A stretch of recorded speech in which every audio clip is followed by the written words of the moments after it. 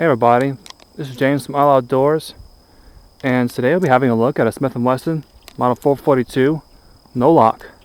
This is a relatively new revolver, but I have about 1,000 rounds downrange in this one. I'm pretty pleased with it, but there are some things to watch out for. Pretty handsome little gun, and up close it ought to do the job, right?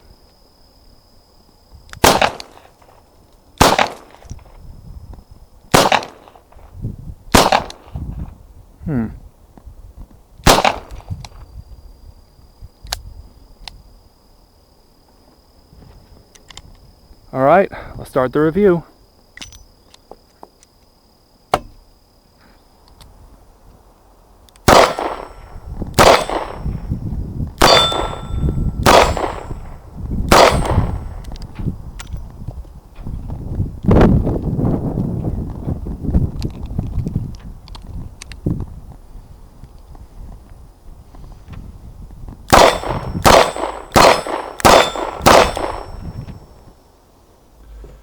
This is my Smith Wesson Model 442 J frame. It is one of several offerings under Smith Wesson's Airweight series.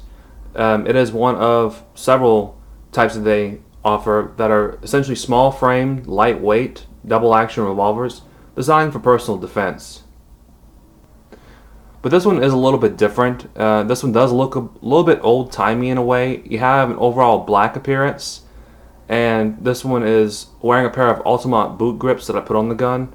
Originally they come on with some rubber synthetic grips that I don't particularly like, but they have a similar profile. But in any case, they do stand out a little bit from a typical Smith & Wesson revolver that's available today.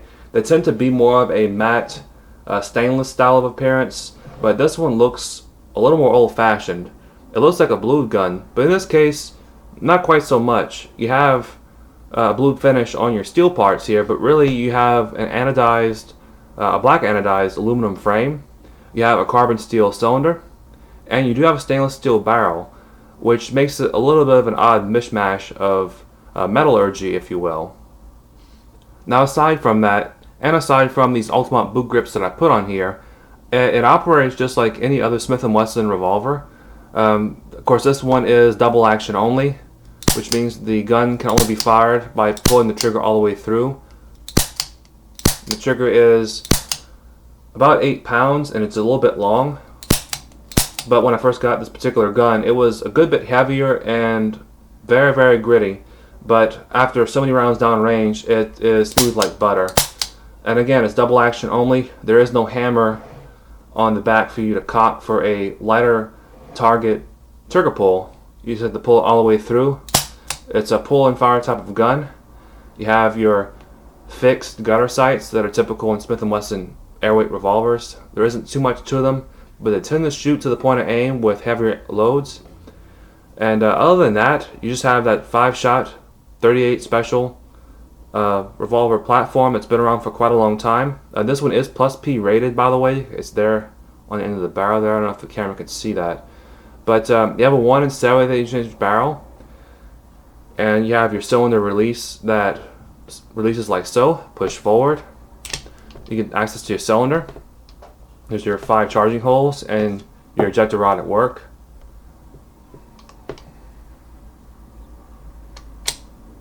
Another little point of differentiation that is worth noting is that the Smith & Wesson Model 442 is one of the few Smith & Wesson revolvers that are available without a key lock on the side of the gun, like say the Smith & Wesson 686. You see a little keyhole there that you can use to lock up the gun.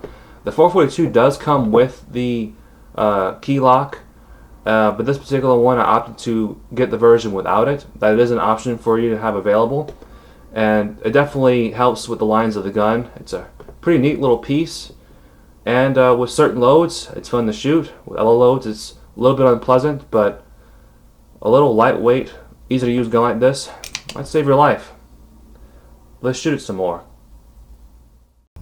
Alright, we have a clean target at 7 yards away. We have the Smith & Wesson Model 442 loaded up with some 158 grain round nose lead ammunition. It's a good standard pressure load, and it's a little bit heavier load that shoots to these fixed sights.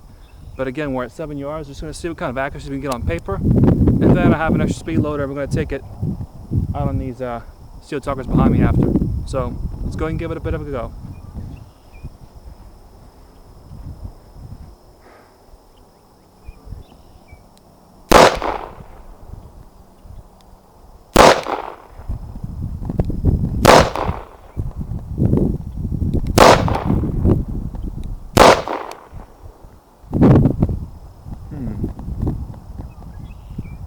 Maybe not. A little bit out of practice. But to unload the gun, sometimes the rounds will come out just like so, but really you just have to give it a good whack on the ejector rod to get all those cases out. It's especially true with plus P ammunition. The cases might be really well stuck in there, and you have a short little ejector rod, not much ejection, so you have to not baby these guns. But anyway, I have a speed loader. I think I'm going to go ahead and try one of these small targets instead of the steel. Alright, try it again.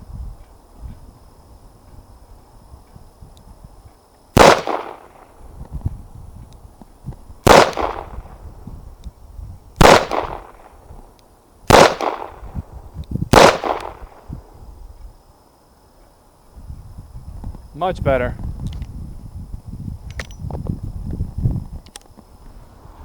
Alright, we moved back to 15 yards. Let's go and give it a whirl on those steel targets. I'm going to try the torso on the left first.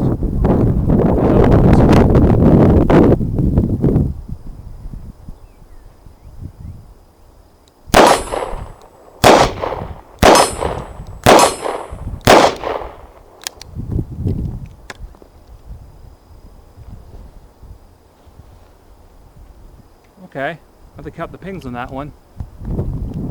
Can't really hear how many hits I have. That seemed pretty good. For all I know, I missed all of them. So, and give it another 5.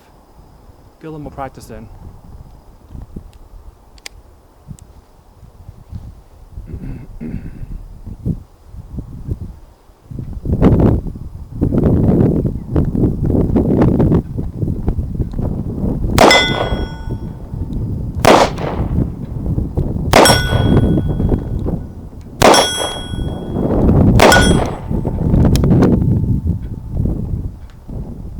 A little better.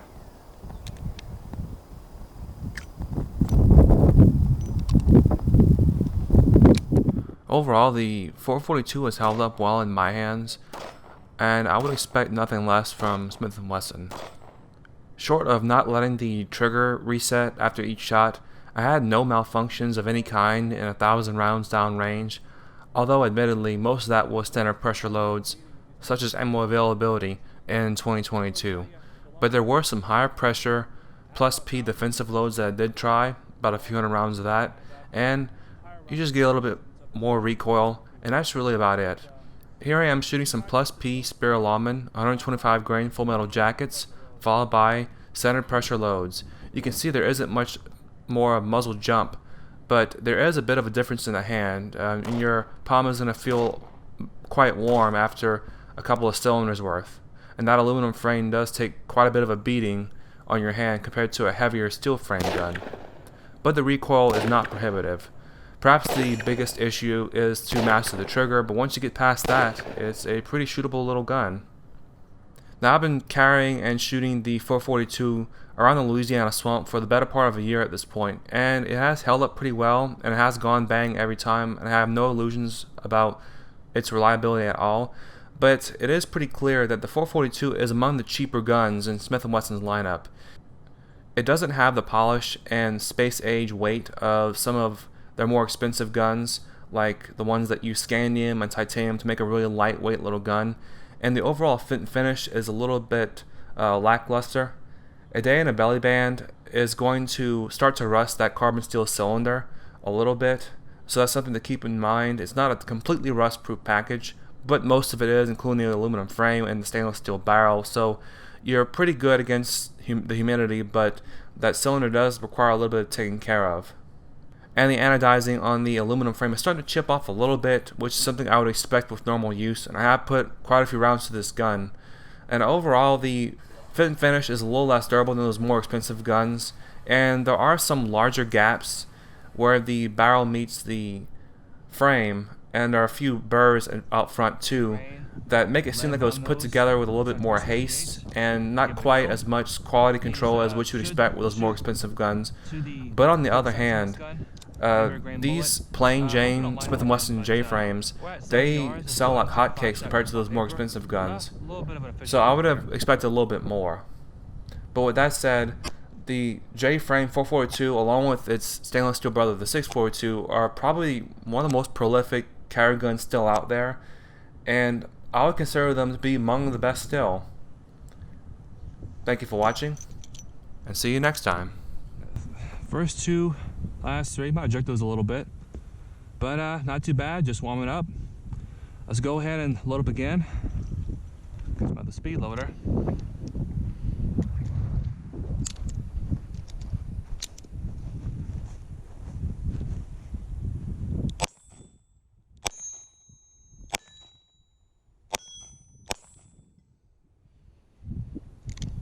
A lot of fun for a little gun.